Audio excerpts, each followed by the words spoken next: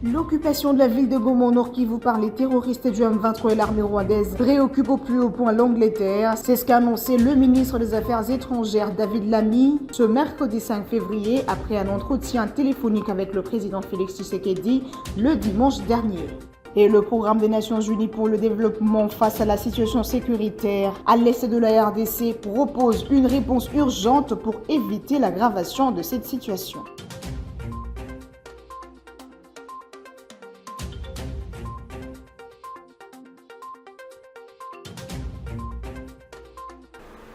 Grande édition du journal télévisé. Madame, Messieurs, bonsoir. Le ministre des Affaires étrangères d'Angleterre, David Lammy, a annoncé avoir eu ce mercredi 5 février un entretien téléphonique avec le président Félix-Antoine Tshisekedi le dimanche 2 février. L'occupation de la ville de Goma dans la province du Nord Kivu par les terroristes du M23 et l'armée rwandaise était au centre de leur échange. Regardez. David Lammy, ministre des Affaires étrangères d'Angleterre, a réaffirmé l'opposition de son pays à la violation de la souveraineté de la République démocratique du Congo par le Rwanda. L'occupation de Goma par les M23 et RDF est une violation inacceptable de la souveraineté de la RDC, a-t-il écrit sur son compte X ce mercredi 5 février. Il dit avoir exprimé la même position aux dirigeants rwandais, kenyans et sud-africains. En discutant avec les partenaires de la RDC du Kenya, du Rwanda et de l'Afrique du Sud la semaine dernière, j'ai souligné l'importance de l'accès humanitaire et l'engagement avec les processus de paix menés par les Africains, a ajouté le patron de la diplomatie britannique. Il faut noter que la représentation permanente du Royaume-Uni, Barbara Woodward, avait exprimé la même position le 28 janvier dernier lors d'une réunion spéciale du Conseil de sécurité des Nations Unies sur la situation sécuritaire au Nord Kivu, particulièrement le chef-lieu Goma. Et le prix Nobel de la paix 2018, le docteur Denis Mukwege s'indigne depuis l'Europe où il séjourne du bilan macabre résultant d'un temps et récent combat en pleine ville de Goma face à plus de 2000 morts et 3000 blessés. Le docteur Mukwege condamne le silence complice et l'inaction de la communauté internationale au regard de graves violations de droits de l'homme et des droits humanitaires en République démocratique du Congo. Affaire Muvita. Dans son communiqué, l'ex-candidat président de la République en 2023 estime que des solutions existent pour arrêter durablement cette catastrophe, parmi lesquelles il mentionne l'urgence de couper l'aide militaire et financière au Rwanda et de lui imposer des sanctions économiques. Le gynécologue appelle le peuple congolais à l'unité autour de la paix au travers des initiatives de la SYNCO-SCC, rappelant sa proposition sur la tenue d'une conférence internationale sur la paix en RDC. Le prix Nobel est par ailleurs revenu sur l'accord cadre d'Addis Abeba signé le 24 février 2013, dont il a exigé la mise en œuvre des recommandations pour la paix et la sécurité dans la région. Denis Mukwege regrette dans son communiqué que malgré le rapport d'experts des Nations Unies qui établissent clairement la responsabilité du Rwanda dans la guerre dans l'est de la RDC, rien n'a été fait de significatif par la communauté internationale pour arrêter ce grave violation du droit international et humanitaire. Tout au contraire, l'Union européenne et plusieurs pays occidentaux ont maintenu leur coopération avec le Rwanda et continuent à financer indirectement, à coût de millions de dollars, ces expéditions guerrières et mortifères en RDC ainsi que le pillage de ses ressources minières, a-t-il écrit.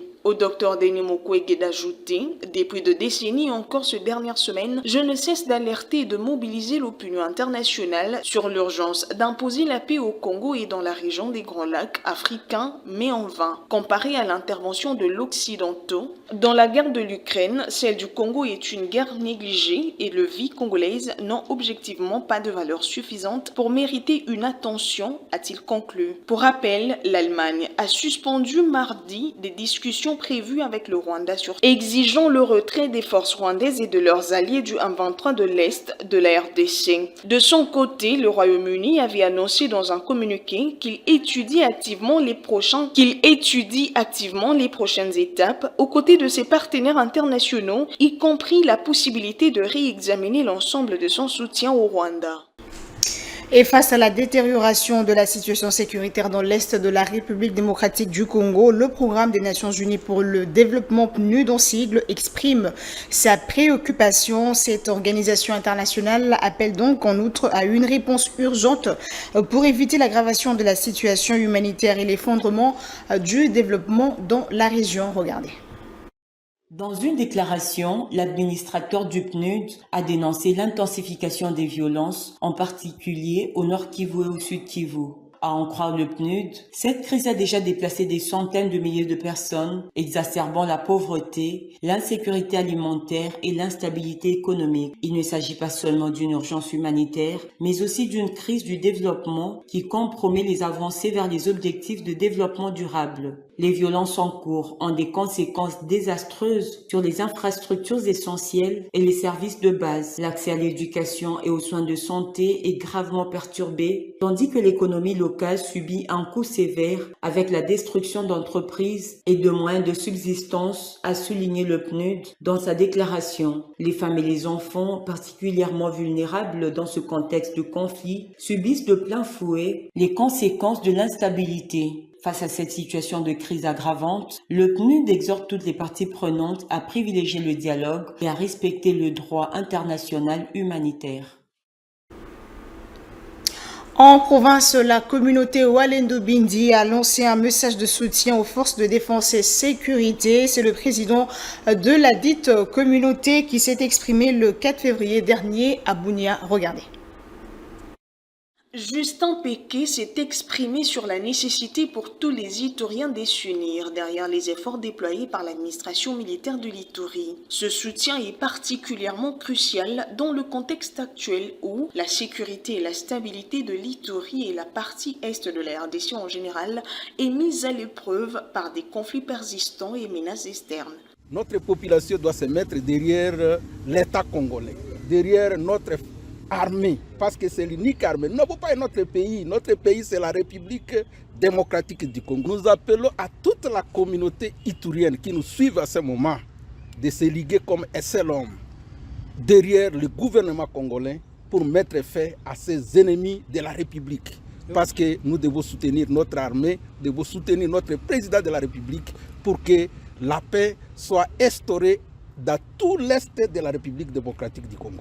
La communauté Walendu Bindi se positionne ainsi comme un acteur clé dans la promotion de la paix et du développement durable en Ituri. Ceci après l'appel à la mobilisation lancé par le numéro 1 de l'Ituri, le lieutenant-général Johnny Luboya Kachama.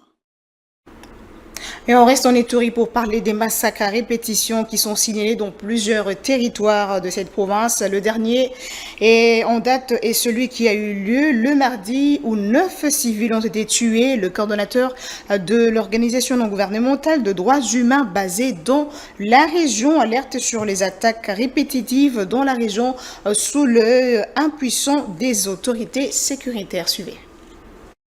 D'être tué la matinée de ce mardi 4 février 2024 dans les 3 localités du village de Idou, Kangakoro, Butumani et Lurueba. Et ce bilan provisoire fait état de 9 civils tués et parmi ces civils tués, il y a aussi 3 pygmées qui ont été coupés à la machette. Ce lundi 3 février, on a retrouvé aussi 4 corps de civils au niveau de Kazaro. Et voilà que notre souffrance a dépassé la vase et nous devons nous prendre en charge, chers frères et sœurs, et si nous ne nous prenons pas à charge, ça serait une complicité si nous ne réagissons pas. Et nous sommes prêts pour combattre l'ennemi ADF qui nous arrache par force notre vie et nous demandons à nos autorités de pouvoir nous doter des armes et sollicitons une formation militaire accélérée car trop c'est trop et nous sommes prêts de mourir héros, l'arme à la main au lieu de chaque fois observer impuissamment nos familles être égorgées parmi les petits groupes mais par un petit groupe armé surnommé ADF. Nous aussi nous avons une force tout en soutenant nos forces armées de la République et surtout l'appel du chef de l'État, Monsieur le Président, nous sommes prêts. Avant de quitter l'Ituri, la réunion de clôture de commandement à la 32e région militaire s'est tenue le 4 février. Le commandant des opérations et gouverneur militaire, le lieutenant Johnny Luboya, s'est dit très confiant quant à la détermination de ces hommes. Suivez. Lors de cette clôture, le numéro 1 de l'Ituri s'est dit très confiant de la détermination de ces hommes à faire échec aux manœuvres de l'ennemi. Il reste beaucoup à faire, mais j'ai confiance en vous. Je suis très sûr que nous allons en finir avec cet ennemi. Parce que vous avez fait un grand travail avec le commandant secteur. En présence de ses proches collaborateurs, notamment des commandants de la 32e région militaire et du secteur opérationnel Ituri, le patron des commandements de l'Ituri a reconnu le travail acharné de ces braves hommes. Je voudrais vous féliciter. Pourquoi? Parce que, si vous vous rappelez, il y a 3 ans et demi, nous étions ici. La situation était vraiment catastrophique. Des tueries partout, des incendies des véhicules et une insécurité, comme je peux dire, généralisée. Grâce à votre professionnalisme, grâce à votre abnégation et grâce à votre sacrifice, et vous savez que nous avons perdu beaucoup d'officiers, nous avons quand même un résultat aujourd'hui. Les Ituriens peuvent s'en rendre compte. Le lieutenant-général Johnny Loboya a exhorté ses compagnons d'armée d'être fidèles et loyaux et surtout de prioriser le patriotisme. On revient à Kinshasa, audience du ministre d'État, ministre de la Justice au ministre de l'Industrie. La discussion a principalement porté sur la plateforme digitale que le ministre Luatoum a mise en place. Laquelle plateforme sera bientôt lancée pour dématérialiser le processus de création d'entreprise au guichet unique. Regardez. L'objet de cette visite, c'était de faire part à son Excellence le ministre de la Justice des efforts que nous faisons pour rendre le guichet unique plus efficient. Nous avons avant tout salué les efforts qui ont déjà été faits par son Excellence en termes de rendre ce guichet unique opérationnel comme il était censé l'être. Aujourd'hui, ça vous prend au maximum 48 heures en principe pour créer votre entreprise. Nous avons reçu beaucoup de doléances en tant que ministère de l'Industrie et des PME et des PMI sur les difficultés que rencontrent nos entrepreneurs pour la création des entreprises. Alors, compte tenu des efforts qui ont déjà été faits à ce jour, que nous saluons d'ailleurs par son Excellence, nous sommes venus aussi apporter notre contribution. Et notre contribution, c'est dans le cadre de la dématérialisation de ce guichet unique, qui aujourd'hui est étendu ou installé dans moins de 10 cités ou moins de 10 villes dans notre pays, mais que nous voulons être opérationnels sur toute l'étendue de la République. C'est ainsi que nous allons venir, en addition à l'effort que son Excellence a fait, pour pouvoir dématérialiser ce processus de telle manière que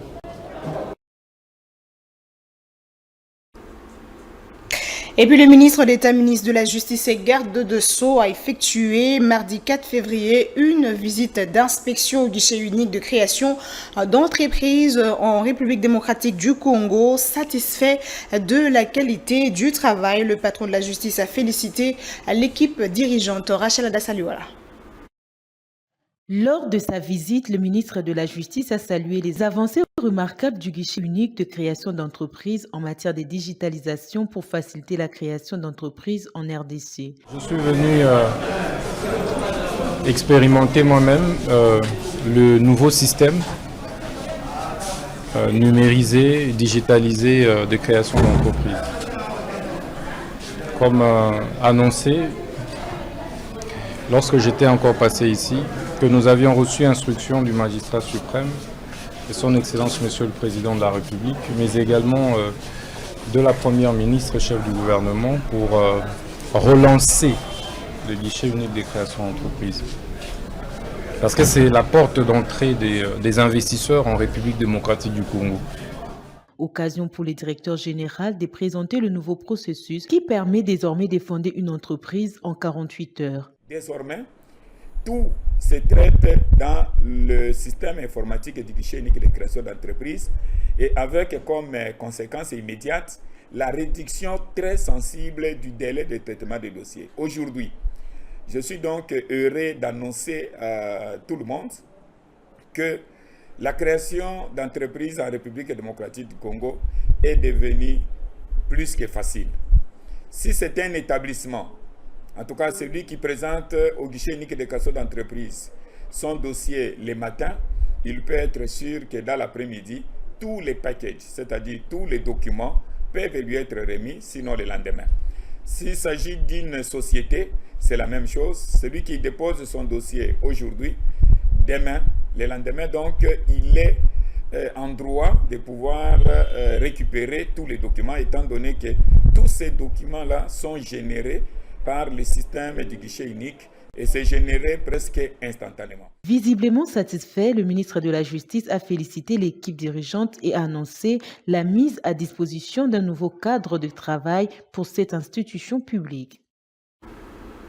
À l'international, pour finir, le président américain souhaite que les États-Unis prennent le contrôle de Gaza, une fois les Palestiniens déplacés de manière permanente hors de cette région dévastée par la guerre. Donald Trump l'a dit mardi lors d'une rencontre avec le Premier ministre israélien à Washington. Suivez.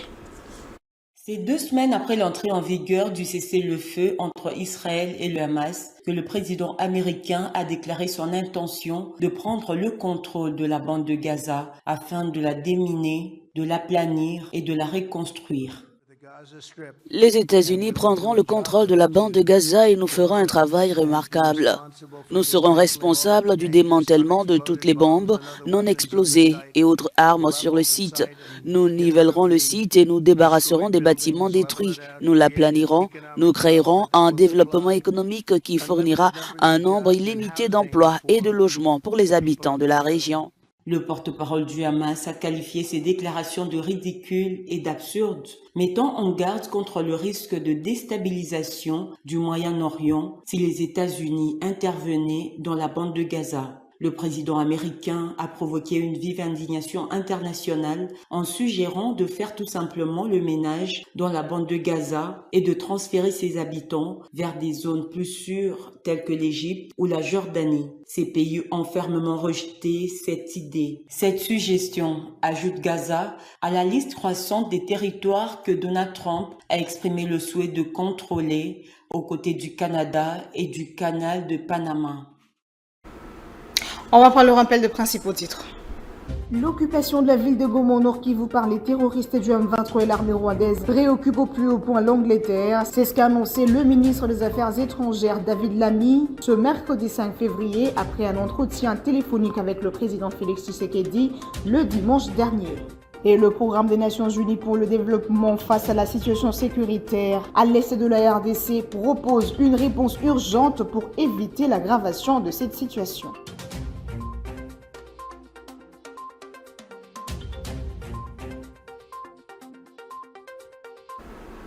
Ce journal est complètement terminé. Merci de nous avoir choisis pour vous informer. Bonsoir.